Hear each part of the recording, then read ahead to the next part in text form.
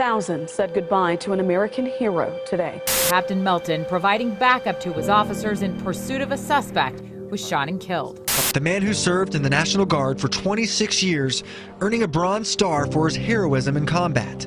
As KCK residents spoke out about the second cop killed here in the line of duty in just 2 months. Mr. Speaker, may God bless Captain Melton, his family, and all those who serve our great nation.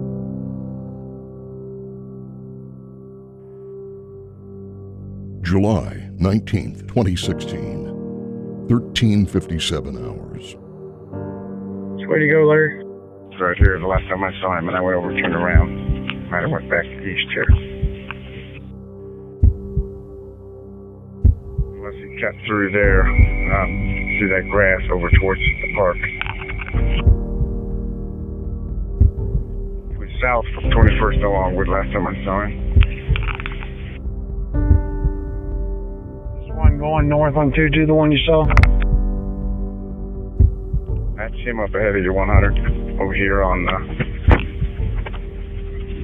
we're on 22nd Street, there. 100 be out at 22 in Haskell. Copy 22 in Haskell. Shots fired, multiple shots fired. Get some help. He's running back. He's running back east. Get some help up here immediately. He ran back east. Captain's down. 100 needs an ambulance immediately. 10-4, we copy. They're moving in.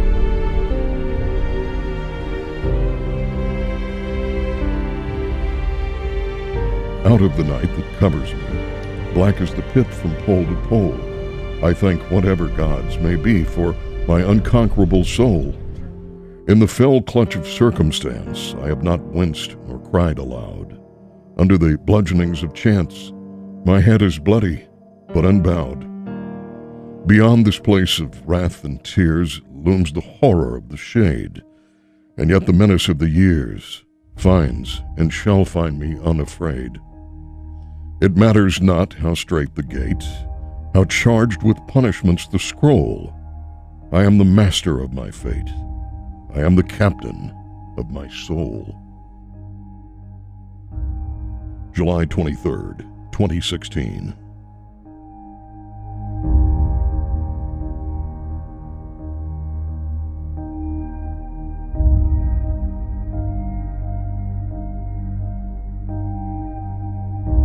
When Detective Brad Lancaster was murdered on May 9, 2016, I reached out to Captain Melton the next morning. I asked him to help us guide us through the military-style honors a fallen hero deserves. And he quickly accepted the task with a mighty yes, sir.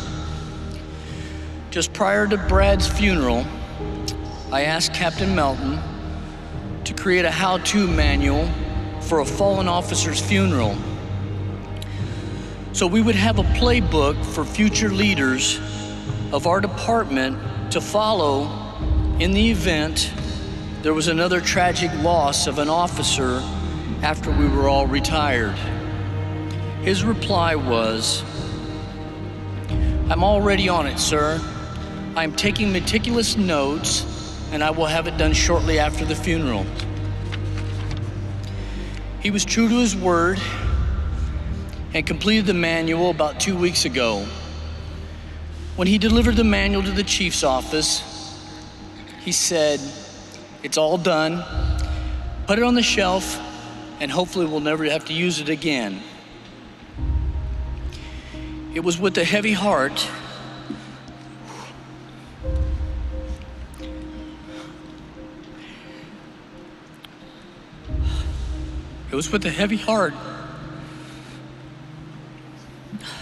that we pulled the manual off the shelf to guide us through the process of honoring its author, Captain Robert Melton.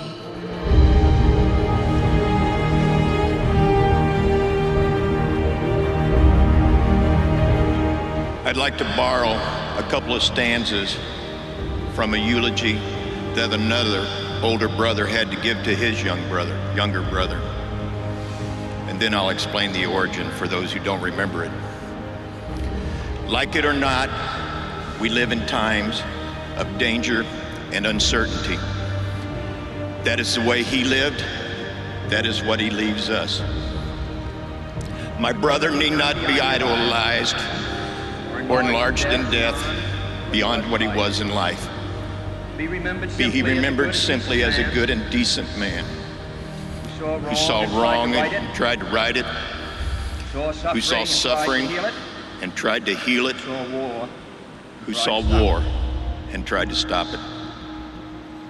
Approximately 50 years ago, those words were spoken by Senator Ted Kennedy at his brother Bobby's funeral.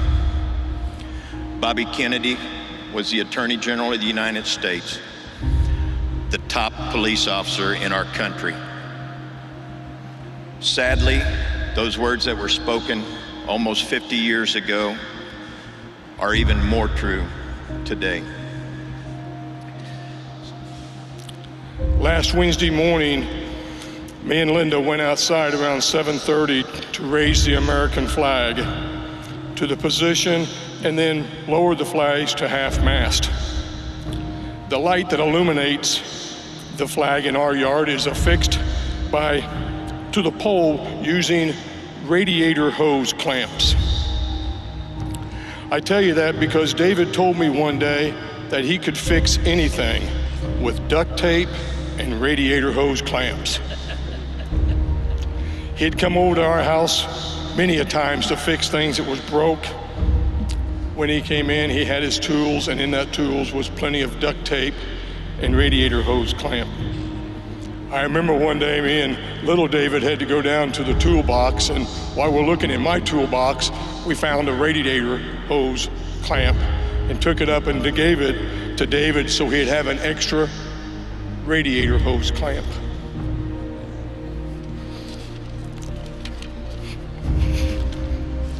Today, I wish I could find the duct tape and the radiator hose clamp to fix this tragedy.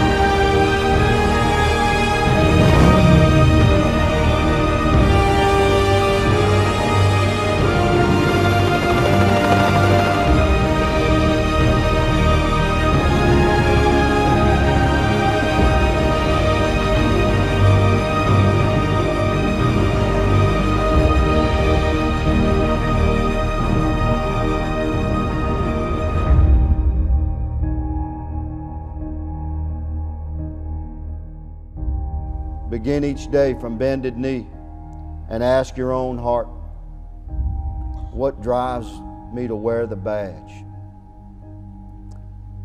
As you search your own heart before each shift, if your conscience is clear, if your willingness to venture once more into the fray is founded by righteous service for the citizens you've sworn to serve and protect, if you're prepared to observe unwavering the constitutional principles that your badge represents, then get up, gear up, mount up, roll out. Hit your streets with confidence and courage, intent to deliver respectful, compassionate police protection, dedicated to investigate and arrest with utmost professionalism, always with an eye to the rights of those you serve, always with a clear memory of the badges that have come before you, ever conscious of the sacred duty you've sworn to perform, with constant prayer upon your lip that if this day is to be your last, let your actions be courageous, your aim true, your jaw set, your spirit at ease, and your heart without malice. So help you God.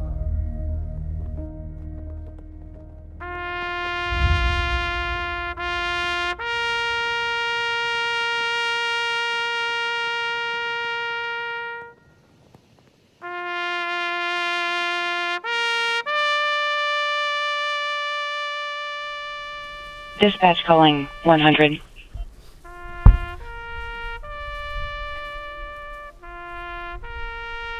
Dispatch calling 100, Captain Melton.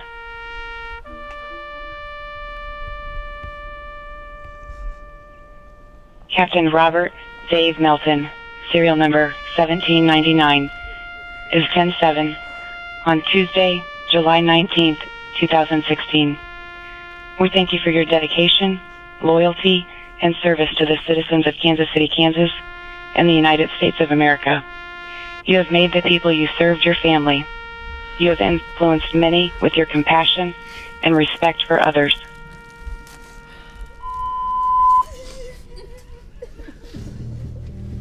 Last call for Captain Robert Dave Melton, serial number 1799. You will never be forgotten. So why get in this business? If this is how it ends, if this is what it's all about, why sign on? Regardless of whether you're fighting fires, fighting crime, or providing medical care to save lives, you sign on because you know that there are people that depend on you. You sign on because you know that you're making a difference and it would be chaos without you. You sign on for the personal satisfaction that you're able to bring home from the job that only someone that fills your role can understand. You sign on because it's a calling and you truly care about the welfare of others. Don't ever for a second forget why you signed on.